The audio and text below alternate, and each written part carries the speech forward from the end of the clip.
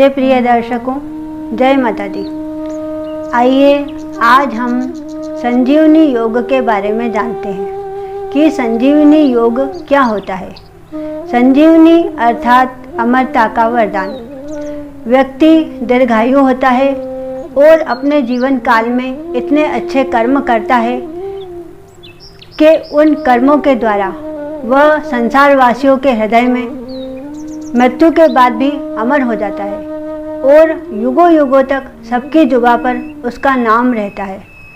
हमें यह सौभाग्य गुरुदेव और शुक्रदेव के कुंडली में साथ बैठने से प्राप्त होता है, क्योंकि शुक्रदेव मोह माया और सांसारिक आकर्षण है, वहीं गुरुदेव तपस्या, संन्यास और आध्यात्मिक आकर्षण है। शुक्रदेव संसार के सभी भौतिक सुखों का प्रतिनिधित्व करते हैं और गुरुदेव संसार के पूरे आध्यात्म का प्रतिनिधित्व करते हैं। जब व्यक्ति धर्म के मार्ग पर चलकर सांसारिक भोगों को भोगता है, तब संजीवनी योग निर्मित होता है और इसका शुभ फल प्राप्त होता है। हमारे जीवन में यह योग धर्म, अर्थ, काम, मोक्ष, श्रद्धा, भक्ति, विश्वास, दया, प्रेम, समर्पण, त्याग, बलिदान और सेवा भाव को दर्शाता है। अब इस योग का फल क्या है? यह योग जिस भी व्यक्ति की कुंडली में निर्मित होता है, वह व्यक्ति मोह में रहकर भी मोक्ष में जीता है। संसार के सभी क्रियाकलापों को निभाते हुए वह धर्म के प्रति संलग्न रहता है। अपने सभी कर्तव्यों को निस्वार्थ भाव से करते हुए भगवान के प्रति आस्थावान रहता है। ऐसा व्यक्ति सुख और दुख से परे रहता है। वह व्यक्ति सुख में भी ज़्यादा उत्साहित नहीं होता और दुख में भी ज़्यादा दुखी नहीं होता। उसके लिए हर परिस्थिति सामान्य होती है और वह हर परिस्थिति में अनुकूल होता है। ऐसे व्यक्ति के लिए चटनी रोटी भी 56 भोग के समान होती है और पैदल चलने में भी वही सुख महसूस करता है जो कार में बैठकर महसूस किया जा सकता है। अब हम यह जानते हैं कि यह योग हमारी कुंडली में कैसे देखा जाएगा। लग्न कुंडली के किसी भी भाव में गुरुदेव और शुक्रदेव साथ में विराजमान हो, तब यह योग निर्मित होता है। गुरुदेव की 2 स्वराशि धनु और मीन, जब यहाँ पर शुक्रदेव विराजमान हो जाए तब भी यह योग निर्मित होगा। शुक्रदेव की 2 स्वराशि वृषभ और तुला, यदि यहाँ पर गुरुदेव विराजमान हो जाए तब भी यह योग निर्मित होगा। गुरुदेव की महादशा में शुक्रदेव की अंतर्दशा आ जाए या शुक्रदेव की महादशा में गुरुदेव की अंतर्दशा आ जाए, या फिर गुरुदेव और शुक्रदेव गोचर अवस्था में एक साथ युति कर रहे हों, तब यह योग और भी शुभ फलदायक हो जाता है।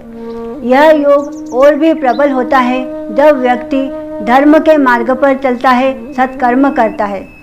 यह योग यदि किसी गरीब व्यक्ति की कुंडली में भी निर्मित हुआ तो वह व्यक्ति भी अपने परिवार के लिए कल्याणकारी हो जाता है और अपने कर्मों के द्वारा जीवन में महान हो जाता है। गुरुदेव और शुक्रदेव दोनों ही गुरु हैं। जब शुक्रदेव अति बलवान होते हैं तो व्यक्ति संसार की तरफ आकर्षित होता है, और जब गुरुदेव अति बलवान होते हैं तब व्यक्ति आध्यात्म और संन्यास की तरफ आकर्षित होता है। अब हम यह जानते हैं कि हमारी कुंडली के 12 भाव में यह योग कैसा फल प्रदान करेगा। लग्न कुंडली के पहले भाव में यह योग आपको तेजस्वी बनाएगा, दिव्यता प्रदान करेगा, आपको सौंदर्य प्रदान करेगा और आपको 2 प्रकार के विचार देगा। आप संसार के प्रति भी सोचेंगे और आध्यात्म के प्रति भी सोचेंगे। आप बहुत अच्छे विचारक बनेंगे, बहुत अच्छे समाज सुधारक बनेंगे और आप जन कल्याण के कार्यों में भी बढ़ चढ़कर रुचि लेंगे। इससे आपके मान सम्मान में वृद्धि होगी। यह योग दूसरे भाव में आपकी वाणी को निर्मल बनाएगा और दिव्य बनाएगा। आप मधुर भाषी होंगे और बहुत अच्छा बोलने वाले होंगे। यह योग आपको महान संगीतकार भी बना सकता है। आप धार्मिक भजन भी गाएंगे और फिल्मी जगत के भजन भी गाएंगे। जिस तरह आपने देखा होगा कि कई बड़े संगीतकार भजन भी गाते हैं और फिल्मी जगत में गाने भी गाते हैं। इस तरह आप संगीत में सफल होंगे और आपकी गायकी बहुत अच्छी होगी।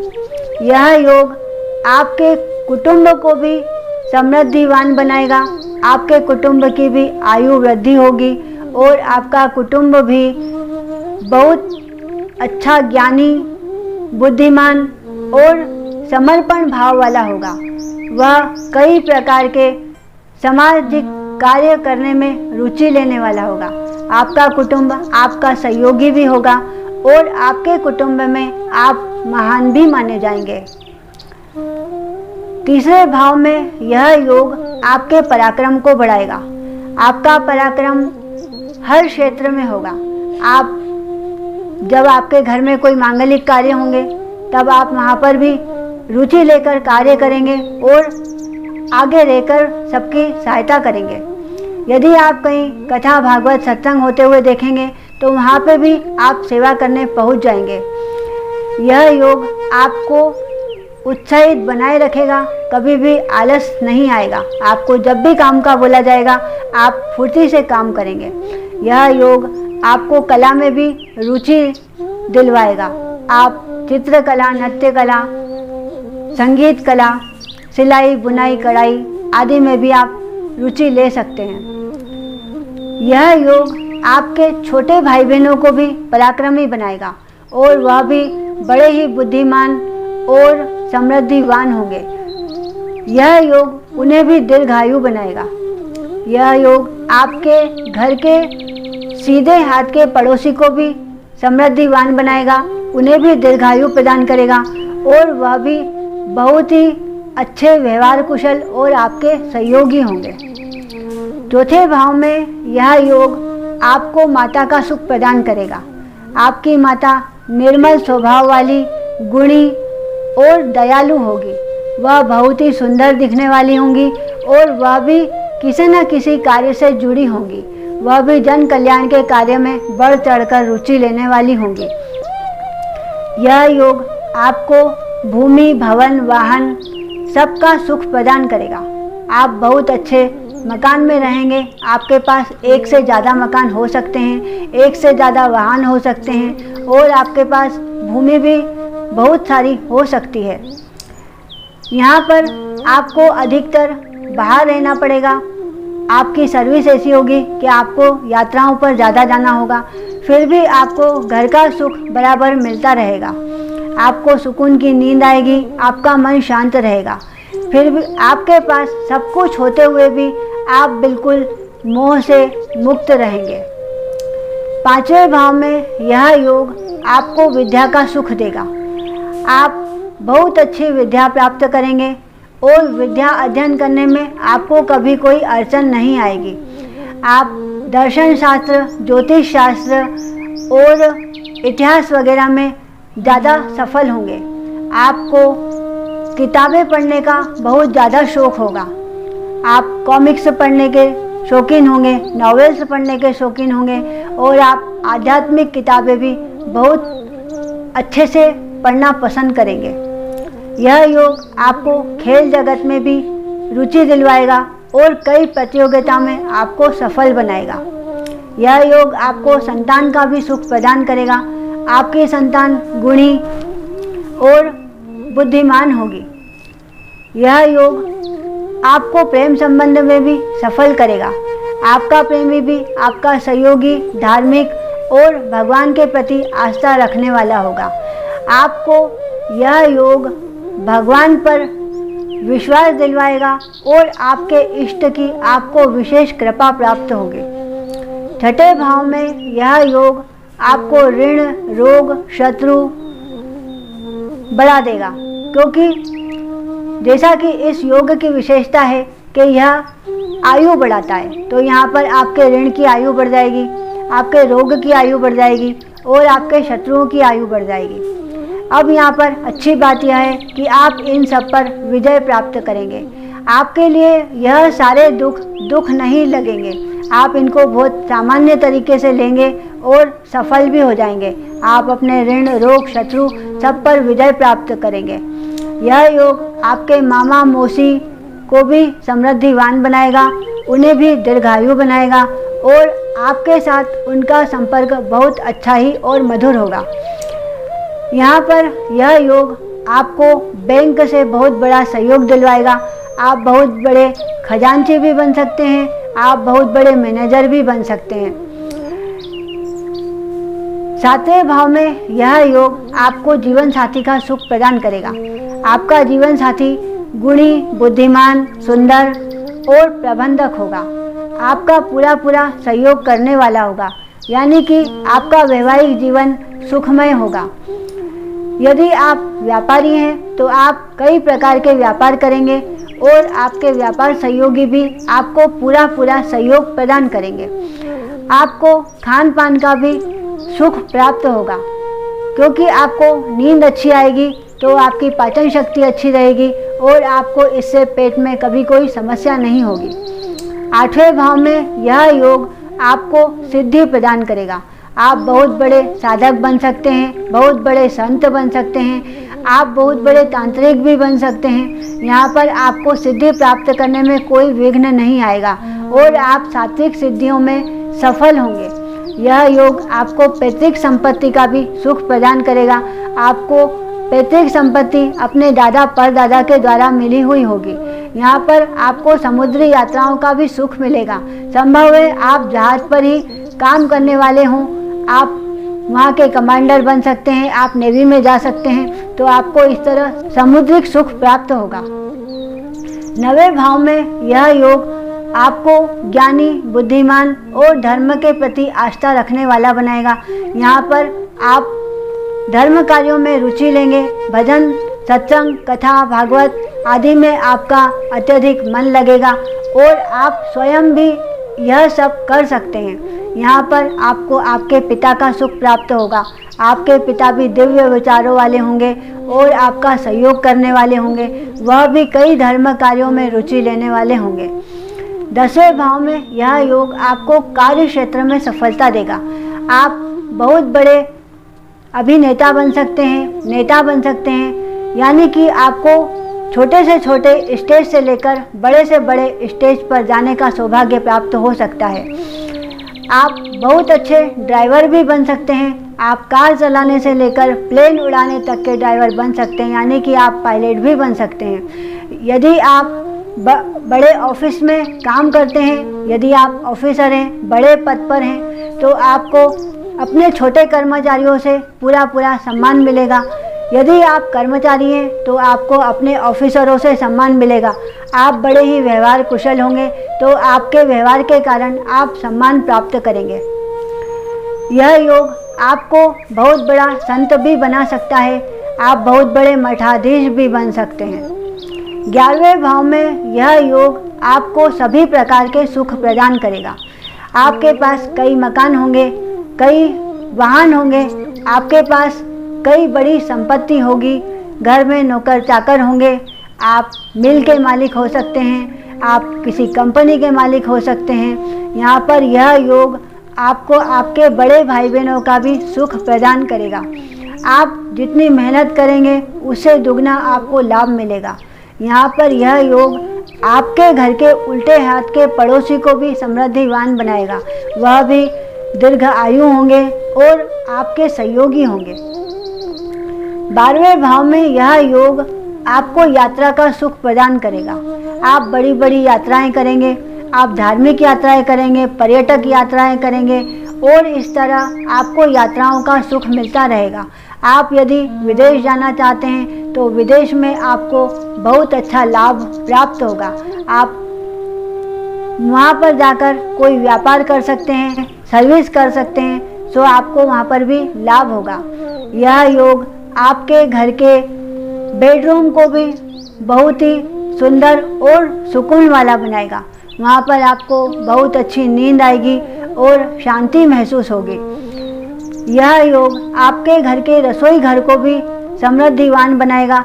वहाँ पर भी किसी चीज़ का अभाव नहीं रहेगा और आपको भोजन बनाने में मन लगेगा। आपके हाथ का भोजन लोगों को खाना बहुत पसंद आएगा। यह योग आपको इस तरह सभी प्रकार के सुख प्रदान करेगा। मेरे प्रिय दर्शकों, यह 12 भाव का फलित है।